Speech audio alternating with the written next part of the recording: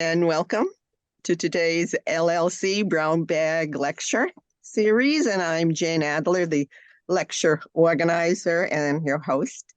So, first of all, thank you for being here today. And so, today, I am really pleased to have as our guest David Weed. And he coordinated a class for LLC last summer. And so many of the students said to me, he was so great, he was so great. That's how I found him. And lucky for us, I found out he's going to offer the course again this summer. So you may want to keep that in mind while you're listening to David. And certainly, I hope you plan on joining us. So today, I'm so happy that he's here. David Weed, welcome to LLC. Thank you, Jane. To say that my whole adventure in this area started in 2017, the month I retired. And what happened that month was right behind my house in Warren. I don't know if anybody has been to Burrs Hill Park in Warren, across from the town beach. I lived in the house right at the back of the park. One day in May of 2017, I walked over to the park and saw that they were digging a hole. And I had no idea what this was all about until I learned that they were reburying the Massasoit Usamequin in the park with the expectation that people would come and visit this location. And that's what started my whole adventure. I started learning about Usamequin and the Pokanoket people. You can see the area in the upper left-hand screen. I don't know, can you, if you can see my cursor or not, but you see that that's labeled Pokanoket. Providence is up in the upper left-hand corner. Bristol is in the center, this peninsula, and then the Taunton River is over along the right-hand side. That was the area called Pokanoket, and it's outlined in the larger map of Massachusetts. And you will see that the entire area around it is colored in yellow because that was the homeland of all of the tribes who were led by the Massasoit Usamequin. We, of course, learned about him when we learned about Thanksgiving, because he was the one who met with the Pilgrims in March of 1621. But most people don't realize that he didn't live in Plymouth. He lived 42 miles away down in what is today Warren. And that's why he was being reburied there. This area was known as Sowams, Sowams. It was the southern area of Massachusetts because all of this area was Massachusetts at the time of the Pilgrims. And it was occupied by the Pokanoket tribe that consisted of over 30 tribes, sub-tribes, and clans throughout this whole area up to including Massachusetts and both of the islands, but not the Cape. The map in the lower right-hand corner depicts some of the tribal names in the area. And of course, you're probably most familiar with the Narragansetts just to the west. They were very interested in moving into this area occupied by the Pokanokets, and what is often referred to today as Wampanoag. That's the tribal name most people are familiar with, and I'll explain where that name came from. These are people who lived in this region for over 10,000 years before the arrival of Europeans, and the area was heavily populated with over 100,000 people in New England who had lived successfully here all that time and had begun trading with the Europeans as early as the 16th century. So having Europeans come over was not unusual.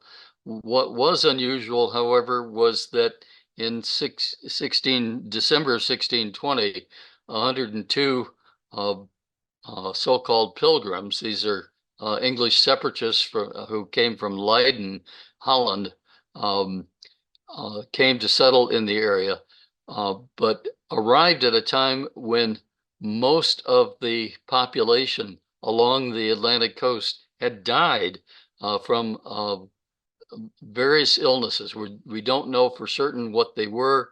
It probably was not smallpox. It might have been leptospirosis, and it could be a whole variety of diseases, which rapidly swept through the area and killed up to 90% of the population along the coast.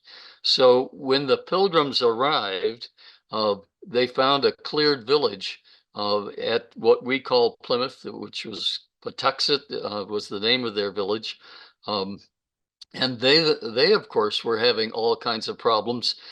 50 of the 102 who arrived had died over that first winter.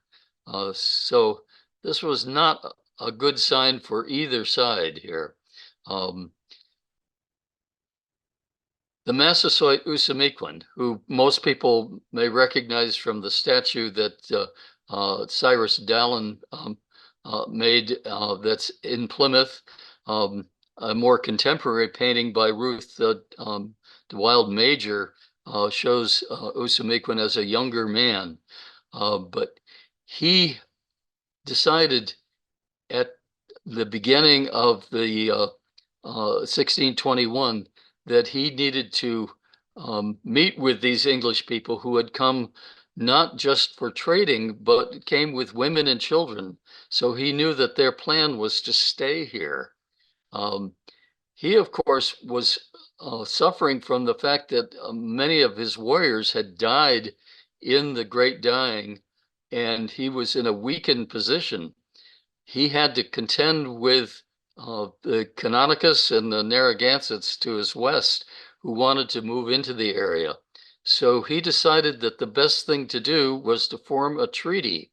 And this is the first real treaty of peace and mutual protection that's been wrongly called the Wampanoag Treaty, and I'll explain that in a minute.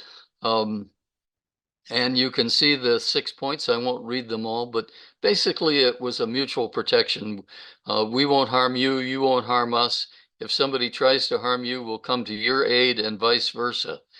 And that treaty, which was struck in March of 1621, lasted for over 50 years, the entire lifetime of Usamiquan.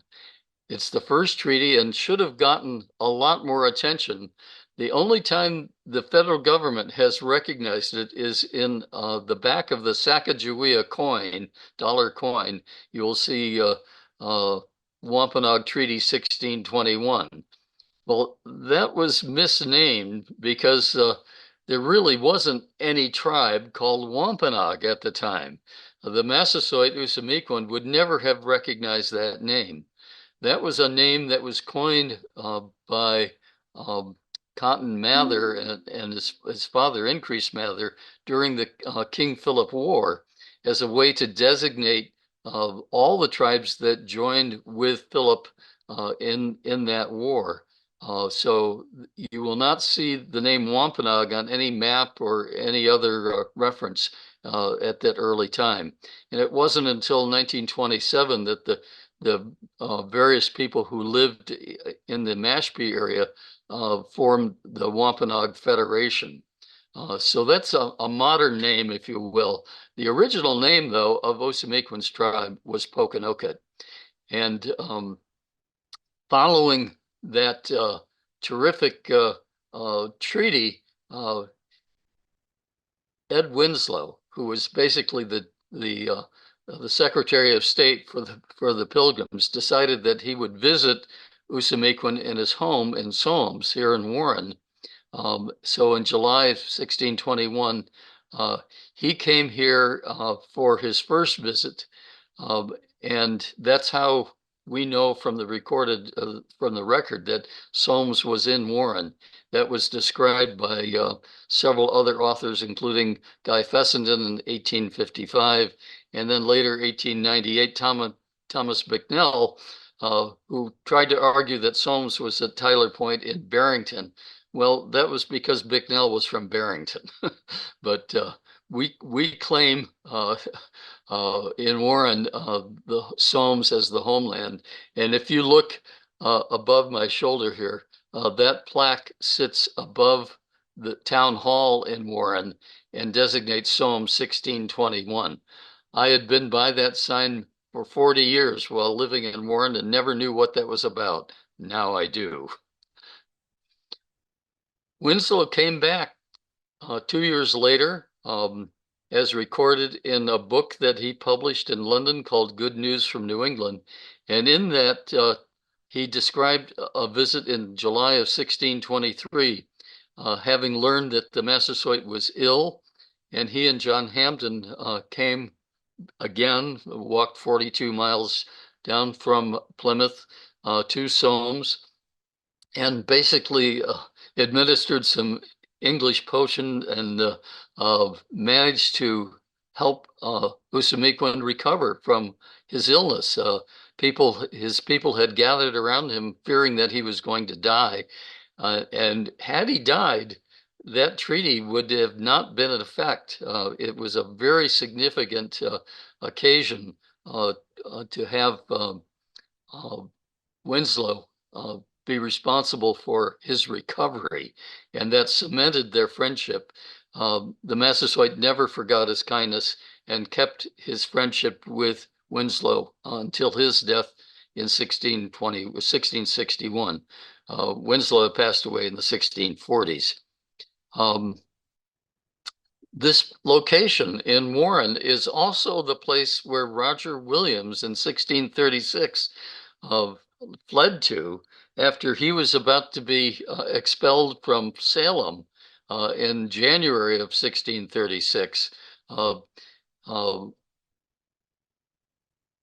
He had first gotten to know Usamequin when he came to Plymouth in 1631 and then moved to Salem.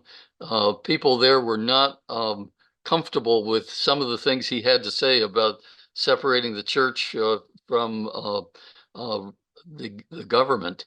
And they were about to take him back to England when he walked out over 60 miles down to Warren and met with Usamequin at his winter settlement. That settlement, that location is, we believe is this what's called Margaret's Cave that sits in Swansea, just over the Warren line on private property. This was a place where Usamequin was able to make him comfortable, to build a shelter, probably by leaning logs up against the this large rock. It's not really a cave, but you could see that one could shelter there, particularly in the winter with snow, build a fire in the middle, and recover. And that's where Roger Williams spent 14 weeks recovering. Had Roger died then, and he probably had triple pneumonia by the time he arrived there, then Providence wouldn't have happened. So you have both the event with Winslow's cure of the Massasoit and then the Massasoit returning the favor by helping Roger Williams recover. Those two events were highly significant in the formation of this area. The shelter, the rock shelter where Roger Williams was sheltered, can be seen if you sign up for a walk. I do several walks a year, and we'll talk a little bit more about that.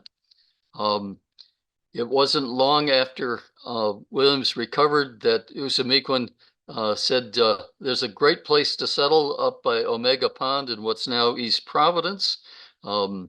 Unfortunately, The only marker for that is way away from the street there, but if you know where to look, you'll find it. And if then Winslow uh, came to Williams and said, "You're still in Plymouth Colony, you've got to leave." So he had to pack his things up, even though his crops were just beginning to grow, and move in June across the river, where he met Canonicus and was greeted with "What cheer, Netop," and really settled what became the town and then eventually the city of Providence. There's a depiction of this of that settlement in a painting done by Gene Blackburn, where you can see at the back of the Great Salt Pond. Um, that's where water fire takes place today, and you can see the hill to the right, which is Capitol Hill, where the State House sits.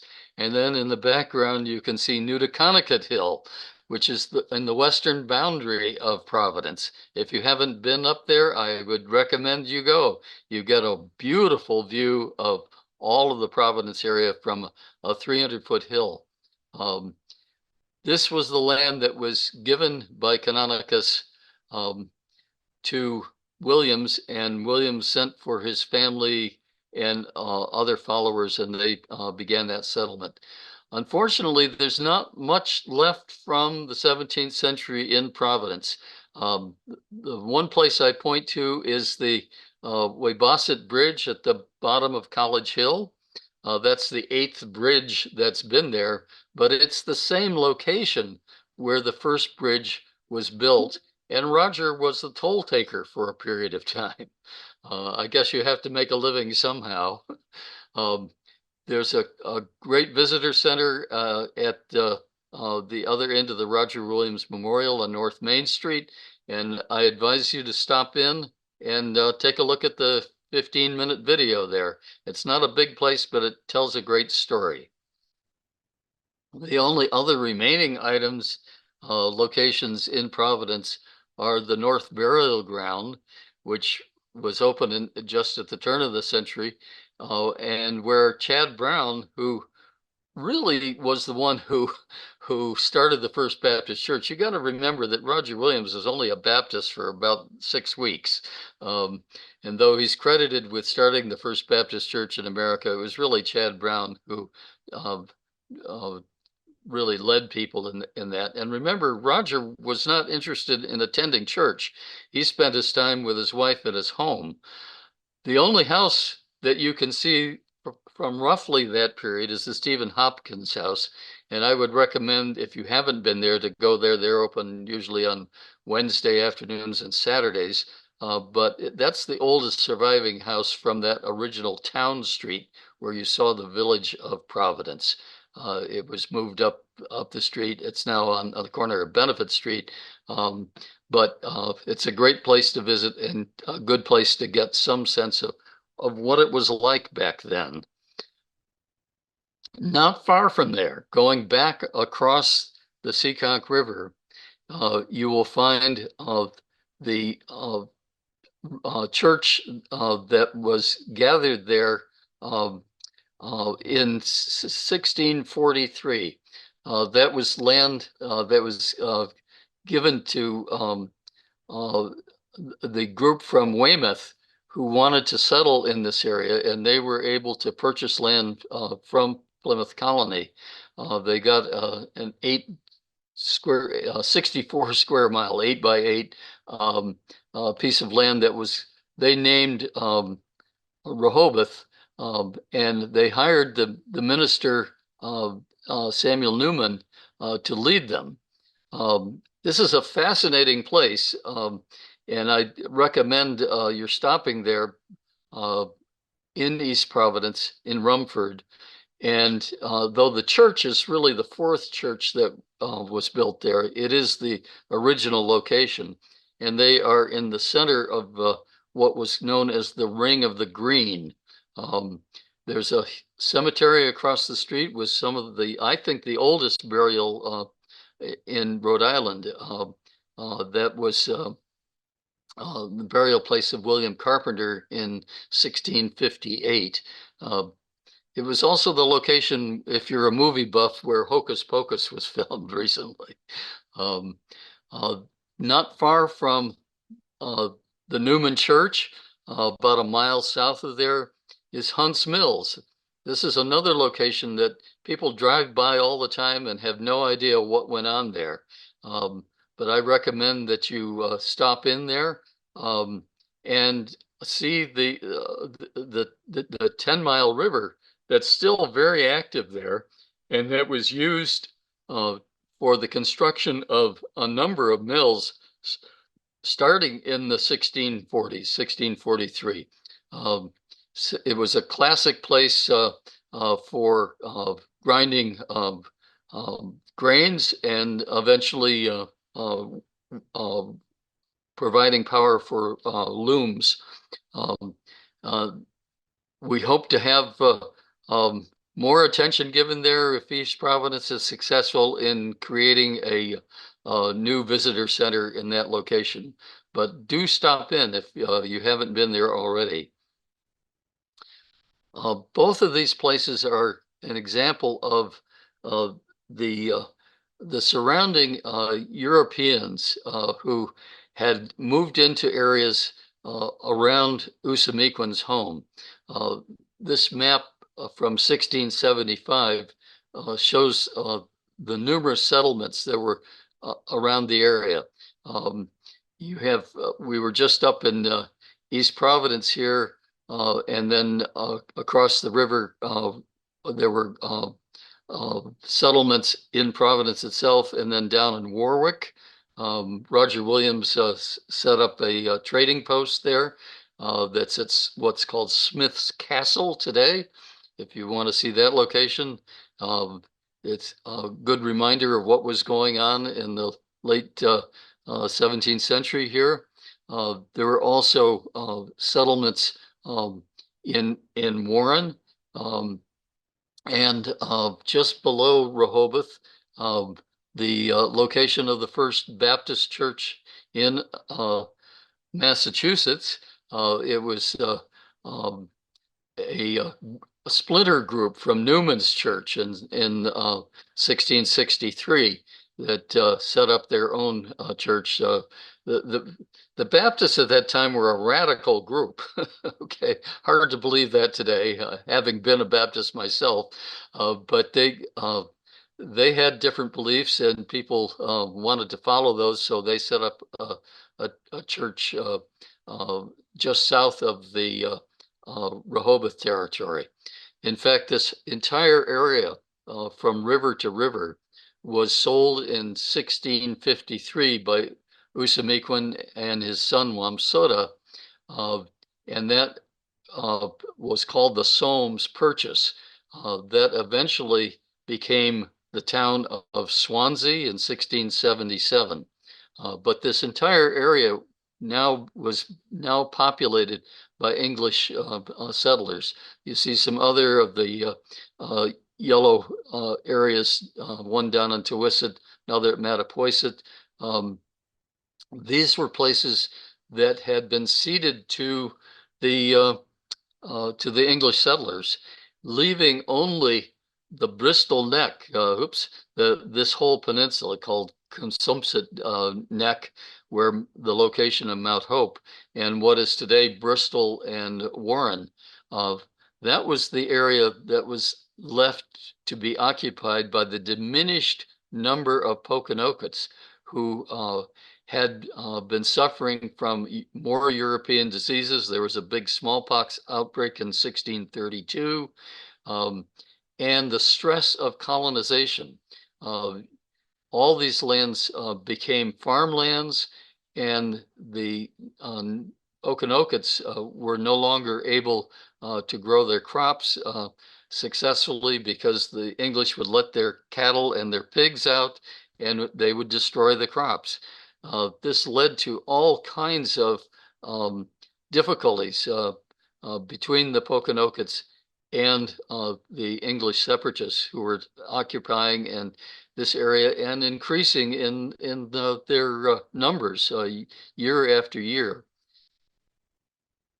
Well, by June of 1620, war broke out. There are lots of accounts of King Philip's War. Unfortunately, it does not get the coverage it should in our schools. Um, uh, this is a, a war that has been forgotten for the most part, but is probably the most significant war in the history of New England because it signaled the change from indigenous occupation to um, English and European occupation. And that the outcome of that war really presaged uh, movement all the way to the West Coast as more and more Europeans came in and uh, basically um, uh, practiced genocide, the cultural genocide of moving Native people out of the area and taking over more and more. Um, the Native warriors were successful in the first part of the war, and it looked for a number of months like they were going to succeed. But then the colonists got together, and the turning point was a massacre at the Great Swamp that went after the Narragansetts, who up to that point had remained neutral in the war. But after over 400 people were basically burned alive in southern Rhode Island, um, the Narragansetts sided with Philip and his other warriors that included other tribes as well, and um, went north and burned Providence to the ground. The war really um, involved colonists all the way up to Northampton in Massachusetts. And until the spring of 1676, the English really were considering that this was no longer going to be a place that they could settle. Many moved. Some went down to Newport where they were safe. Some went to Boston, but some went back to England. So it was not looking good until Captain Benjamin Church, who began to adopt native war tactics, more guerrilla warfare, um, was able, with the help of friendly native tribes, many of whom came from the Cape Cod area, uh, helped defeat um, many of the warriors and eventually were able to track down Philip. And he was shot, and you see in the lower left-hand corner, in a place called the Miry Swamp, which is on Mount Hope. You can go to the spot at Mount Hope Farm. There's a marker there, but that really signaled the end of the war, as Philip had been the one to lead the war. Uh, he ended up being drawn and quartered, his head placed on a pike and stuck outside of Plymouth as a reminder to other natives to never do that again. Um, and many of the native men, if they weren't killed outright in the war, were enslaved and sent to Barbados. You can imagine that if you were a native person and you were enslaved in this area, it wouldn't be hard to escape, and many of them did. They went north to Maine or to some of the western tribes. Uh, so those that were still alive were uh, sold into slavery. Many of them shipped to Barbados, and there are relatives of those indigenous people that can still be found today in that area. So the war ended, leaving only a few hundred native people in the area. Women and children were often enslaved and faded into the background. So the area really looked to the English like the territory was all theirs at that point. And I think that's the great misunderstanding today when people say, well, where are the native people? Why aren't they around here? Well, they are. You just don't know that. And it wasn't until I got to know the Poconoke tribe in the area that I learned that their history of survival. And if you go on the Warren town website and look at the history page there, there's a great um, narrative done by their tribal historian about what did happen to the Pokanoket people at that time. So there are remnants of that war. If you go to Swansea near the Barrington line, you will find the location of the Miles Garrison House. That was the location where the English troops had gathered just after the war broke out in what is today Warren. And though that the Garrison House picture, I thought was the Garrison House from 1675. It's not. It's a later house that was built on that site. The original Garrison House was probably made of stone, um, but it was successfully able to provide a point where the English troops from both Taunton and Boston were able to gather and march down into the Bristol Peninsula, and eventually uh, at the end of the war uh, shot Philip. And the marker in at Mount Hope Farm is in the lower picture, and that's the one that can be visited today. One other location from the war is Anawan Rock. After Philip was shot, Church went and found his general, if you will, Chief Anawan, um, and surprised him at this location that you can visit off of Route 44 in Rehoboth. There's a whole story that goes along with that capture, and it's recorded in many of Church's accounts, and tells you what happened at that point in time.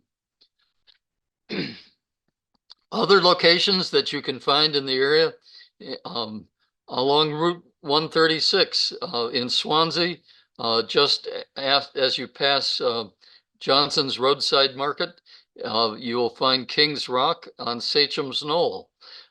This was a location that I never knew about until I read the accounts of these. The rock on the right is one where Native women would gather and grind corn by rolling a rock across the top of the rock. And then across from that, on the other side of the street, you will find a large balanced rock on a granite outcropping. That was the top of Sachem's Knoll, and probably a ceremonial place because you could see all around that area. You can even see the Allen's Avenue turbines with the naked eye from that location today. In Swansea, you'll find other rocks like Abrams Rock on the lower left. You at Mount Hope Farm, you can visit the seat of Metacom. And then on the right, you can find the place up on Newtoconnicut Hill where the various tribes would gather for council. As for colonial locations, there are a dozen houses built before 1700. These are all listed here. And if you go on the website that I will tell you about, you can find their locations. The only one that you can visit that's not privately owned and occupied is the John Martin House in Swansea. That's listed at 1728, but we think there was another house prior to that time. And that location can be visited on Sunday afternoons in July and August. That's run by the Colonial Dames of Massachusetts. So we come back to where I started at Burrs Hill Park in Warren, and you can see pictures of some of the tribal people meeting with the town DPW folks as they laid out a place um, to dig a hole and put a 10 by 10 foot concrete crypt in there. Well, you might ask, what was going on and how did the Massasoit Usamiquan end up there? Well, he had originally been buried there after his death in 1661. He died actually in West Brookfield and was carried back to his home for burial at that point because that was one of two Royal Poconoket burial grounds. Um, there were so many burials there that during the latter part of the 19th century, when the uh, Bristol Providence Railroad went through, people began finding burials there. They knew they weren't English burials because they were not marked. Uh, and they would find various items in those graves, some Dutch pottery, and a number of iron tools, but had no idea what they were. Well, by 1913, the town librarian, who was a amateur archaeologist, decided that he was going to dig up those graves, and he dug up 42 graves and collected what he could find in them, including what we believe was the a beaded necklace, copper beaded necklace that Ed Winslow had given to Usamiquan, and that was buried in one of the graves and found there. So we're almost certain that that grave was the site of Usamiquan's grave. Um, those items were uh, taken to various museums, including the Hay Museum in New York City and the Heffenreffer Museum in Bristol, and some to Harvard. Uh, it wasn't until the passage of the Native American Gravesite Reclamation Act in 1990, though, that the tribes began gathering uh, what had been taken to museums. And as today, where those museums are now thinking about returning all of the items, not just burial items, to the tribes to which they belong. Um, the tribes were able to get those items back. And then in a ceremony, you see in the bottom picture, they gathered tribes people from all over the area and had a reburial at that location. That crypt was then covered with the large marker that you see on the left with that inscription. You can come and visit there anytime, and that's the place that every August on the this coming August will be August 4th. The Poconoket tribe holds a Heritage Day there and gives people an opportunity to learn about the tribe. Um, so just to wrap up here, you should know that the Poconoket people are alive and well. There are well over 300 of them, not necessarily living in Warren, however. They're all over the area, but they gather at the seat of Metacom at Mount Hope Farm that you can see in the upper left, and hold ceremonies there. They're also you can see them at various powwows in the area. And I have a whole slew of videos if you go on the website, so you can see uh, who they are and where they are. And I show you the bottom two pictures because people say, well, where are these Poconoket people? I don't see them running around. Well, they don't run around in regalia like the two gentlemen dancing above. They're just like anybody else, and you're going to find them in the grocery store looking like this is the tribal council, and the man's second from the right is the Sagamore of the tribe, Winds of Thunder.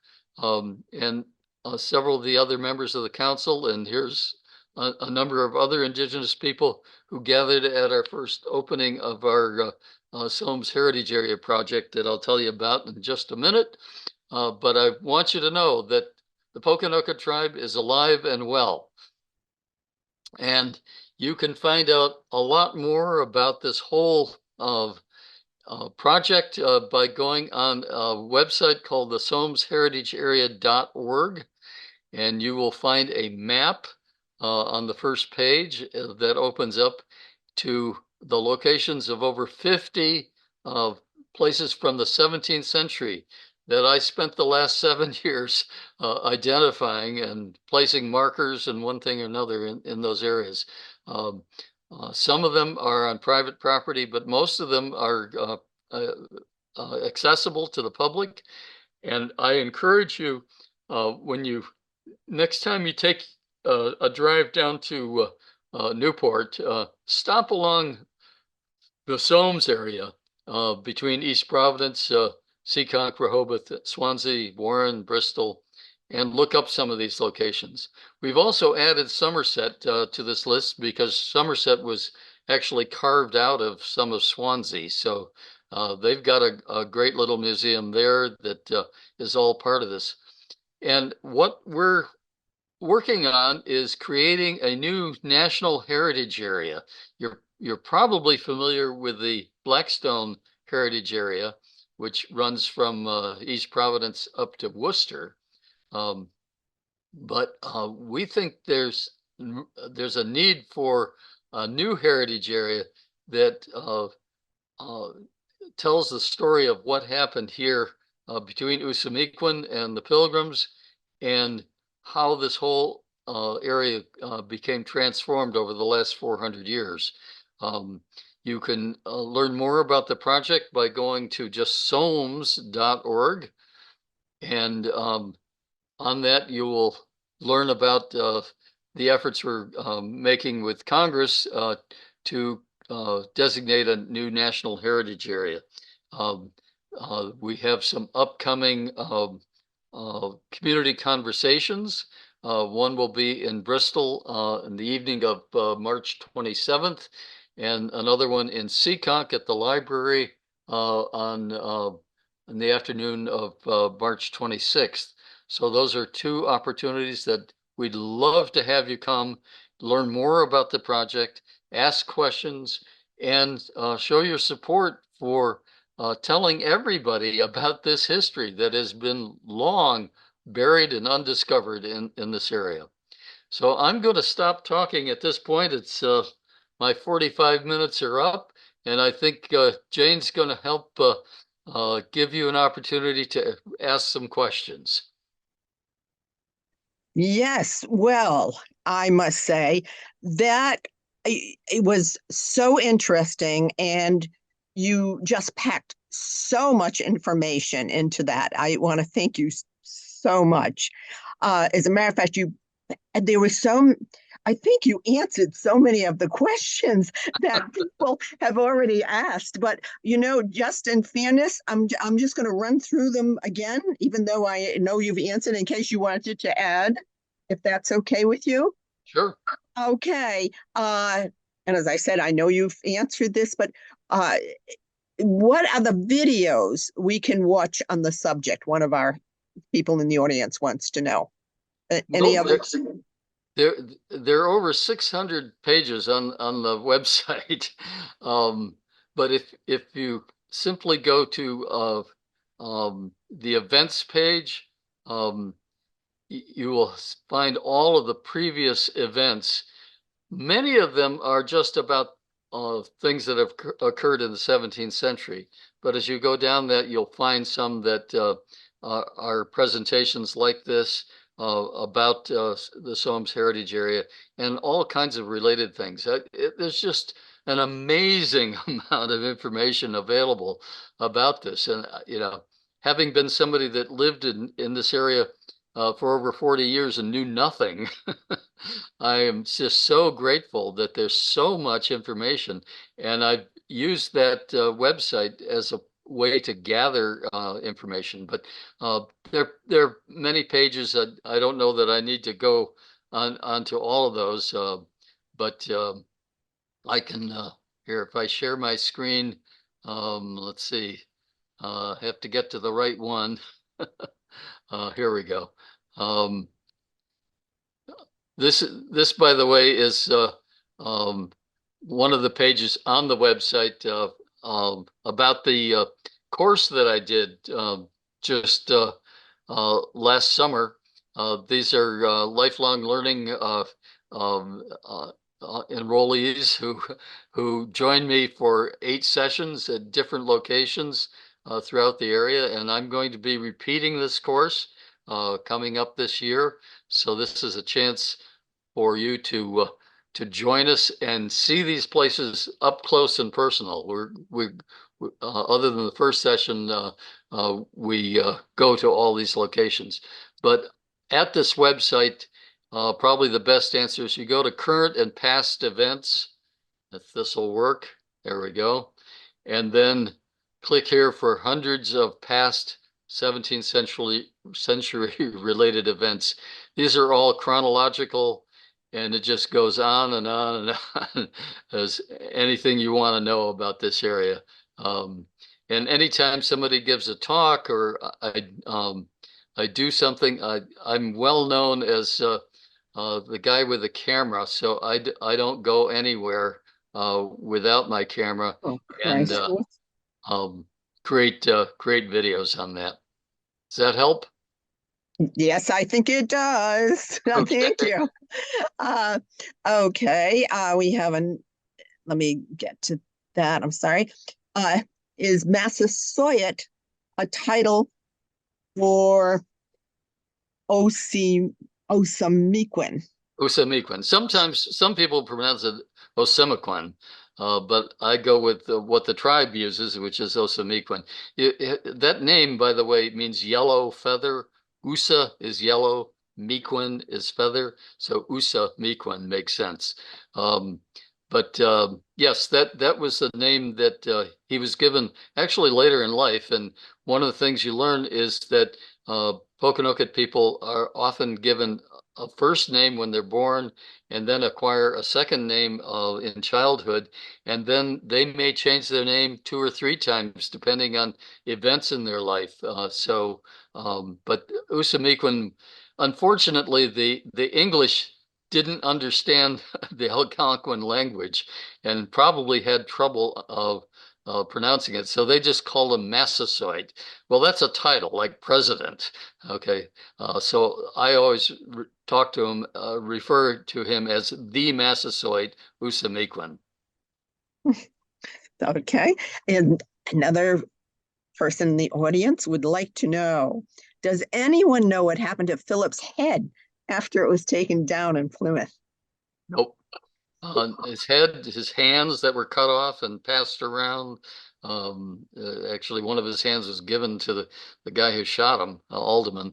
But no, and probably the thing that's most in demand is a wampum belt, a large wampum belt that King Philip had, and that was acquired at the end of the war with Anawan's capture. Um, that got shipped to England at some point, and no one has been able to find it. It's somewhere. Somebody has it. Well, it's quite a thing to put on your mantle. Well, So, it's very important it's not going on a mantle, it's going to the tribe. And it's going there because that's how they recorded events through these massive wampum belts. And that basically kind of traces historical events. So it's very important to the tribe and should be returned to them. yes. Why were Massasoit sons' names changed to English names? And why were those names chosen? Okay. Naming was important, and as I said, you often change your name. So just before King Philip's War, both Wamsutta and Metacom, Philip's original name, went to Plymouth and requested those names and they wanted to be called uh, uh, as a king, the same way that the King of England was called. They saw themselves as equal in status to the King of England, and why shouldn't he be called King Philip? Um, Philip and Alexander were names, of course, from antiquity, and they were given those names because those were not Christians, and the English didn't want to give them Christian names, so they gave them Philip of Alexander and Philip of Macedonia. Okay, thank you. And we talked about the belt, but somebody would like to know, do you know if there are any leads as to where the belt is? If You if said I that. knew, if anybody knew, all the tribes in this area are, and there've been efforts to go to England and search, and but um, it's kind of like the paintings that were taken from the Gardner Museum. We don't know where they are. Yeah. Does DNA help to find out what diseases the Plymouth tribe died from? Um, First of all, I don't know that there's any access to any body parts that might still have DNA in them from that period of time. Um, there have been lots of efforts and speculation to determine what the disease was, and it may have been several. All we know, it was highly communicable, and if you understand that the practice, obviously at the time before people knew about communicable diseases, was when somebody got sick, the whole family would gather around them. Okay, well, it was perfect for spreading the disease, and that's why people died in massive numbers in a very short period of time. So much so that when the separatists arrived in Patuxent, there were just bones on the ground because there weren't enough people alive to bury them. Oh, and somebody wants to know, the King Philip War, it continued in New Hampshire after 1676. Primarily into Maine, yeah. Okay. You really have to understand King Philip's War as a number of skirmishes and battles and things of that sort. But you know, it wasn't a single war by one tribe. It was multiple tribes who had lots of unhappiness with the settlers. Do we know where the original Indian population hailed from? Possibly from South America or across from Alaska? Depends on who you want to believe. The typical notion is that everybody came across the Bering Strait. Um, what Certainly in this area, it's pretty easy to figure out uh, when people came here because no one was here when the glaciers were here. So it wasn't until the glaciers receded about 12,000 years ago.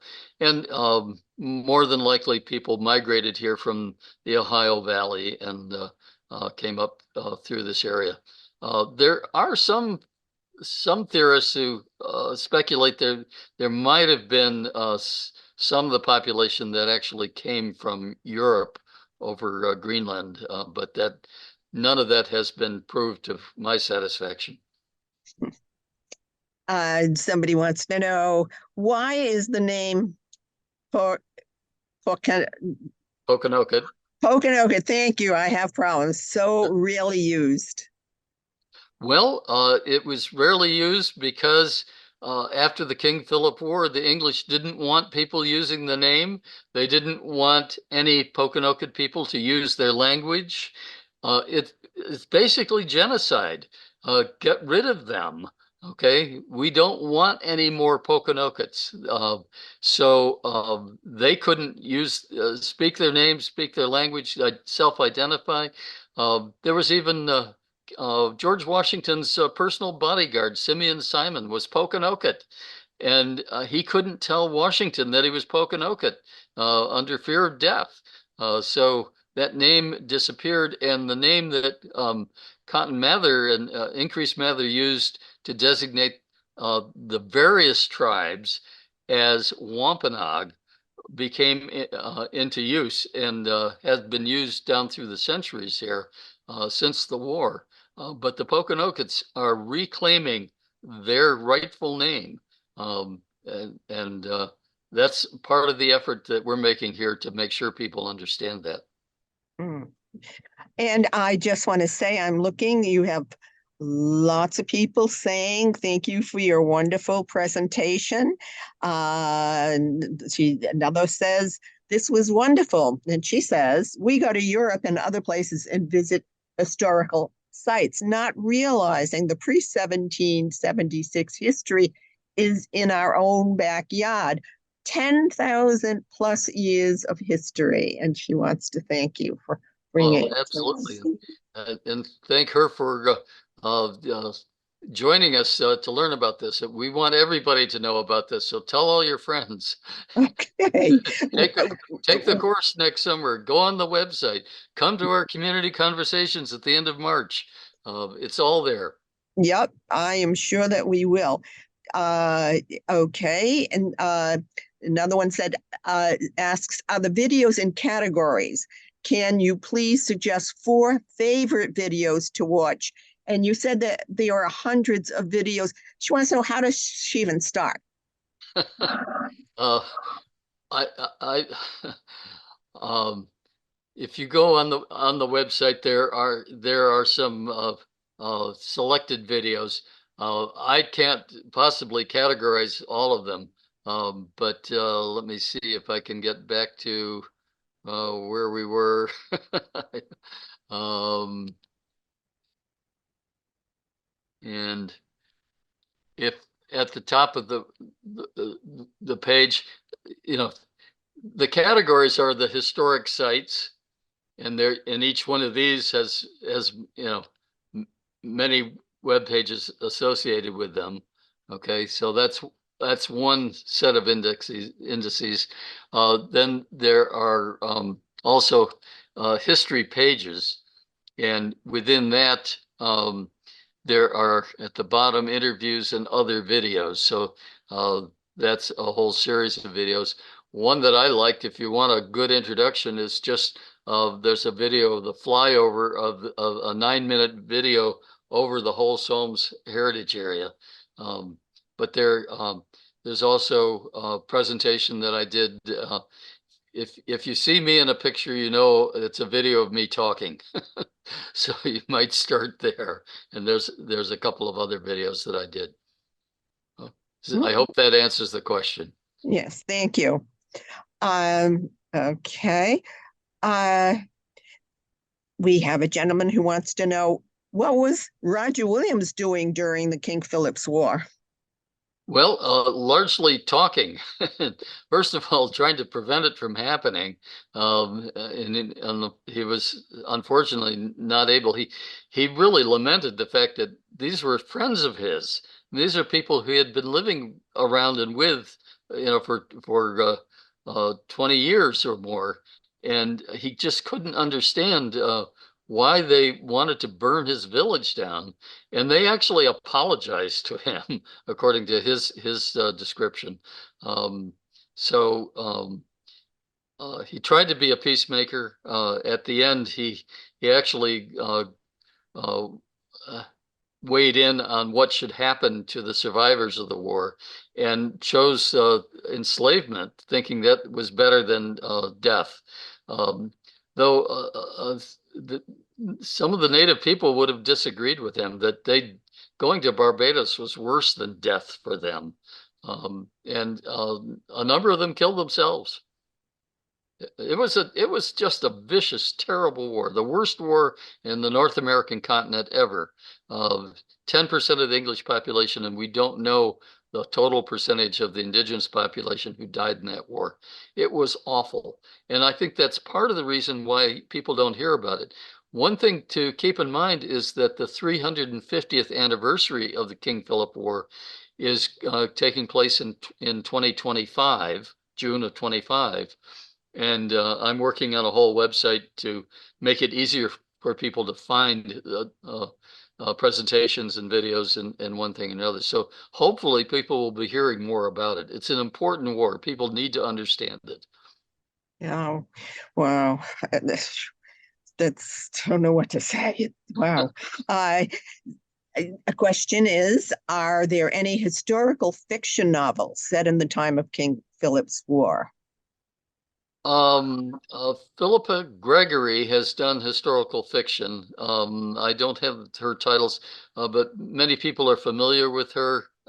She's an English author. She's been over and met with the Poconoke tribe, visited Mount Hope, knows all about this area, and she wanted to get the story right, so she did her research. But if you just Google Philippa Gregory, you'll find a whole variety of books that she's written, and those are all historical fiction. If you want nonfiction, I strongly recommend, if you want to start with somebody, that Nathaniel Philbrick, his book Mayflower is excellent. And you'll notice throughout that book he uses Pokanoket, not Wampanoag. He did his research too. Uh, David, we're a little past 5, and Yep, I hope you can stay just for a little while I'm longer. happy to. And I hope our audience can stick around just for a little while. Uh, a question is, I understand the wampum belt of Philip was being reconstructed by trial people. Tribal people, maybe he Right, meant. tribal people. Yeah. What became of it? Well, again, we don't know. It's lost. Yeah. Um, there are smaller wampum belts that are being produced today.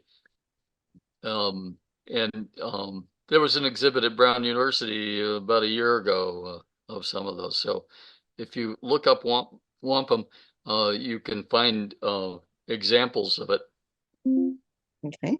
And another question is, Dr. Weed, do you have any ideas of how supporters like Newman Church can continue to help the people, perhaps by attending events? Well, the Newman Church has been very supportive already of the Sowams Heritage Area project. I've met with them a number of times. If you go across the street from the church, you'll find a marker there that tells the whole history there. But the church, when we dedicated that marker, we had uh, probably 20 or 30 members of the various tribes in the area who came for that ceremony there.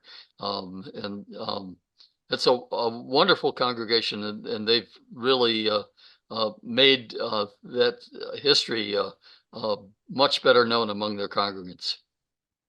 And someone who belongs to Newman Church wrote, "What a wonderful way to learn about the complex history of this area." And she says, "Thank you so much." And as a member, she's happy to see our knowledge about these original people growing slowly, she says. Yes. Another question is, were they compensated for the land? Well, you mean when the The English slaves. bought land? um, you have to understand that when the English first arrived, none of the indigenous people here ever thought of land as something you could buy or sell. Just total, the land belonged to God, not to people. But what they would negotiate are use rights. In the legal term is usufruct. That's so you could get the rights to hunt in an area or to travel in an area, maybe raise crops in an area, but you didn't own the land. And so when the English arrived with their idea that you own it outright and you can do whatever you want on that land and you can keep people away, just uh, had made no sense whatsoever. They eventually caught on. Okay. Um, but when you made an agreement of, say, one tribe to another to use land, you would have an exchange of gifts. Makes sense, it's a way of acknowledging the value of your use rights. Um, and those gifts were not, hundreds of thousands of dollars worth. They were ceremonial. Well, so when we read about, Manhattan being sold for $27 and some beads, that's not the sale price of land. That's the ceremonial exchange over that benefit, and that's all that is. So this idea that the English were buying land, well, they had deeds to land, and they eventually the indigenous people figured out that this was something very different. And actually, after a while, Philip was selling land himself in order to raise money to buy to buy ammunition, so he could fight a war. Um, So we have one person in the audience who just is who actually knew the answer when you about the difference between the and I have to say that word again, Osa Osamiquin. Miquin, Yep. and that he and she's acknowledging that that it's a name and that Massasoit is a title, and she knew that the sons Wamsutta and Metacom had taken the English names of Philip and Alexander. So I know that this woman took your class, and you see how good she was. She remembered everything. So okay, and then I've got to tell you, everybody else. Oh, fiction. Oh, everybody's saying how much they enjoyed it and how much information you're giving. And here's a question: a fiction book, Until I Have No Country by Michael Tugis. Tugis. Yes. Yeah, that's a good one. So, Yeah. yeah. I know Mike, and he's done a number of books, not just about King Philip's War, but look him up. And someone else says Mayflower is a good historical fiction Yep. about these times. That's the one I recommend, and it's interesting that people from this area read it and they discover it really doesn't. It's not much about Mayflower, the Mayflower. It's mostly about what happened here in the Sowams area and all this history. And Philbrook did a great job. We've had him down here. He's done book signings and things of that sort. And I introduced him to the Sagamore of the Poconoke tribe. Oh, wow. That's interesting. So someone wants to know, can you do a seminar in Fall River? Because there are a lot of colonial history there. Can I do a seminar where? And Fall River. Oh, in Fall River. Yeah, I've been over there a couple of times to the Heritage State Park and done presentations there, but I'm happy to travel and go over there if there's a group. If there are five or more people who want to know more about this, just email me, Dr. Weed, DRWEED at cox.net, and I'll be happy to respond to you. But I'm fully retired. A cup of coffee will get you an hour talk. do the current tribes feel cheated of their lands? Well, I'd say any indigenous person feels cheated not just of their land, but of their whole culture. And uh, uh, we have, I'm European, obviously, and I have little idea what it's really like to lose all of that. Yes, they're still here and they still take care of the land, but you know, um, the arrival of the Pilgrims was the beginning of the end of their culture in many respects, and it's we just do not understand the devastation. And what really took place was a genocide here. I'm on the statewide Rhode Island Genocide Commission, and when I first saw what they were doing, they had genocide for obviously the Holocaust and uh, Cambodia and other cultures, but they didn't have any indigenous genocide. And I said, wait a minute, that's the original genocide here. So now we include indigenous genocide, but it's not, it's a dark story. It's not one that people want to hear about, but it's absolutely critical that people understand that. You cannot understand what's going on today without understanding that history. This is going to be the last question. The town of Foxborough in Massachusetts has historically used a warrior Indian head as a town symbol for school leagues and Yeah. other purposes. And those who like it say this usage, they use it to honor the Indian heritage, and they are proud of it. And those who are against it say, I think it's disrespectful. Do you have an opinion how the local tribes feel about this type of Yeah, usage? it's not my opinion, it's the local tribes. And the first thing is to get in touch with the local tribes and ask them. Um, we had a similar debacle down in Dartmouth, and the local tribe said, yeah, they liked the icon that was used, but it's up to the tribes to make that statement. Well, all right, we go. This is the last one. We got a quick one, and I can't pronounce the name. So my summer beach area is called, oh my goodness, Quackanakatucket. No, I don't know. Quack, how do you, whatever, in South County.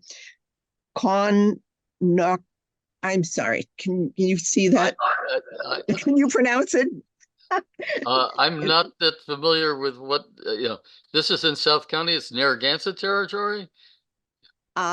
She doesn't say here, but it's QUONOCHONTAUG.